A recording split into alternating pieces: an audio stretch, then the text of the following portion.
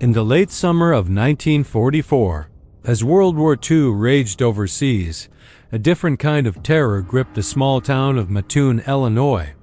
It was a fear that seeped through keyholes and under door cracks, a phantom menace who would become known as the Mad Gasser. The first reported attack happened on August 31st. A resident, Elaine Kearney, was startled awake by a sickeningly sweet odor. The smell was so strong it caused partial paralysis in her legs. Her husband returned home to find her in distress and saw a strange figure lurking outside their window. He gave chase, but the prowler vanished into the night. Just one night later, it happened again. Another home, another family waking up to that same sweet, paralyzing gas. Panic began to bubble in the quiet streets of Mattoon. Who was this person? What did they want? The local newspaper dubbed the attacker the anesthetic prowler, a name that only fueled the growing hysteria. People started boarding up their windows and patrolling the streets, armed with whatever they could find. The town was on edge, a collective breath held in anticipation of the Gasser's next move. Little did they know, the wave of terror was just beginning. The reign of terror had begun. A thick blanket of fear descended upon the town. People who once left their doors unlocked now triple-checked them. They peered nervously through drawn curtains.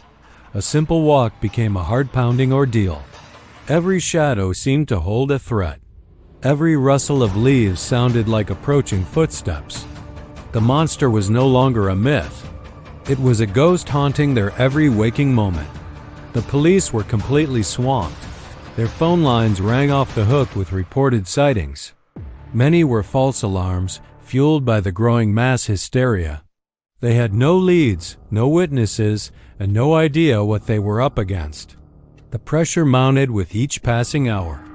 The lack of answers only made the fear grow stronger. The town-wide panic was spiraling out of control.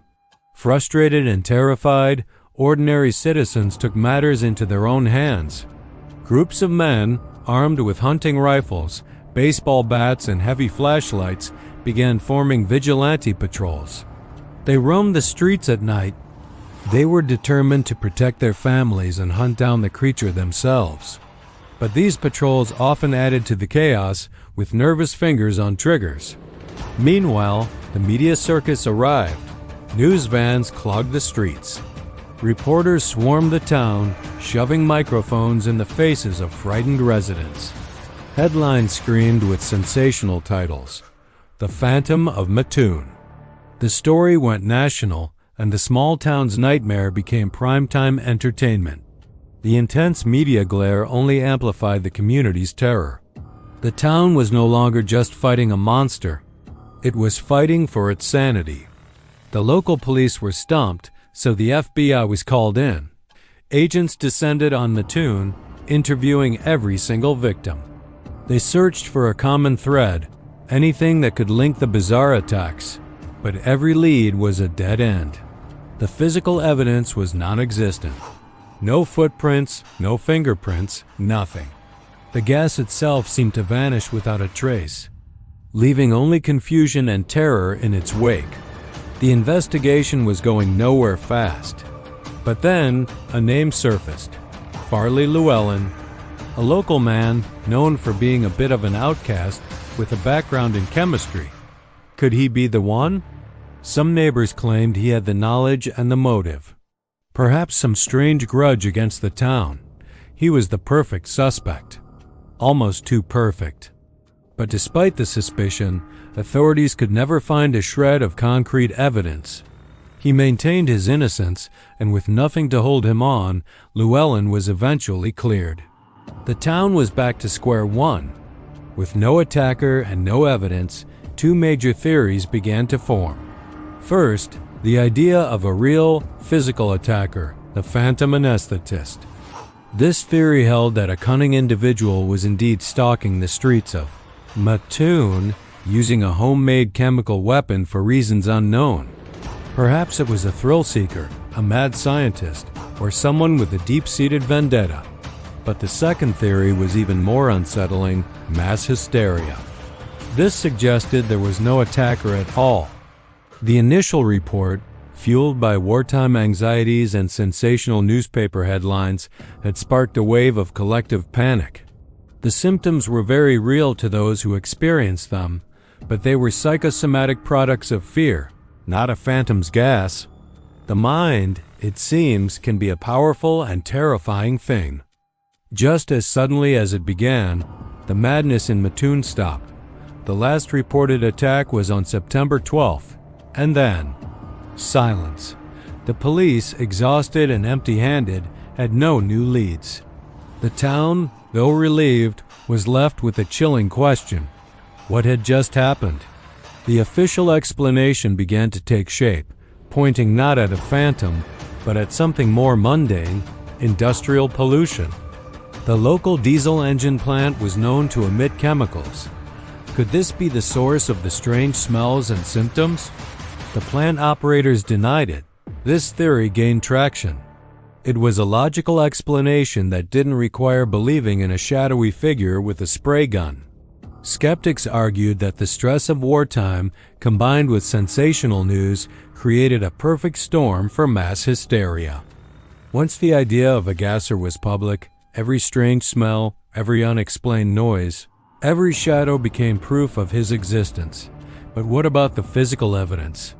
The torn screens, the footprints? Skeptics dismissed them as coincidences or misinterpretations. The evidence was just flimsy enough to be explained away, but just substantial enough to keep the believers convinced. To this day, no one was ever arrested, and no definitive proof of any theory has ever emerged. And so, the mad gasser of Mattoon faded from the headlines into the pages of psychology textbooks. The case became a classic example of mass psychogenic illness, a cautionary tale about how collective fear can create its own reality. But for the people who lived through those terrifying nights, who locked their doors and huddled in fear, it was all too real. Was it a phantom menace? Industrial pollution? Or a town that went mad with its own fear? The truth, it seems, vanished along with the gasser himself into the late summer mist, leaving only a legend and a lingering, unsettling mystery. So what do you think really happened in Mattoon? Let me know your theories down in the comments.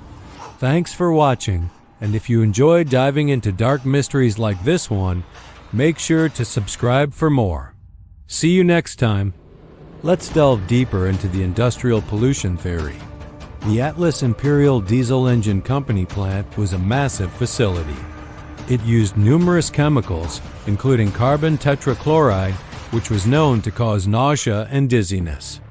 Could a small, undetected leak have released these chemicals into the night air? The wind patterns in Mattoon during those weeks could have carried the vapors into specific neighborhoods, explaining the localized nature of the attacks. However, this theory has its own holes. It doesn't account for the sightings of a prowler. Was it just a coincidence that people saw a figure lurking at the same time they smelled the gas? Or were their minds playing tricks on them? Now, let's revisit the mass hysteria theory. The 1940s were a time of immense anxiety. The war was raging, and news from the front lines was often grim. This created a fertile ground for fear to take root. The first few reports, whether real or not, acted as a catalyst. The local newspaper, with its sensational headline, "Anesthetic Prowler on the Loose," fanned the flames. Fear is contagious, and in a small, tight-knit community, it can spread like a virus. People started to look for signs of the gasser everywhere. A strange car on the street, a dog barking in the night, the smell of nail polish from a neighbor's house, everything became a potential clue. The mind, in a state of heightened alert, can be a powerful and unreliable narrator. But what about Aline Kearney's testimony? She was a credible witness, and her account was detailed and specific. She described a tall man in dark clothing, a description that was echoed by others. Could so many people have imagined the same thing? This leads us to the hybrid theory, a real attacker who sparked a wave of imagined ones. Perhaps Farley Llewellyn, or someone like him, did commit the first few attacks. The ensuing panic then created a series of copycat events that were purely psychological.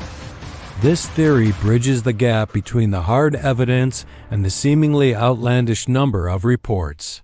It acknowledges the reality of the initial victims' experiences while also accounting for the kitılmaz, undeniable element of mass panic that followed. But in the end, we are left with more questions than answers. The case of the mad gasser of Mattoon remains a chilling reminder of how little we sometimes understand about the world and about ourselves. It's a story where the line between fact and fiction, between a real threat and a shared delusion, is forever blurred. So what do you believe? A real phantom prowler, or a town consumed by its own fear? Let us know your theory down in the comments below. We read every single one. If you enjoyed this dive into one of America's strangest unsolved mysteries, be sure to like this video and subscribe for more dark histories. Thanks for watching.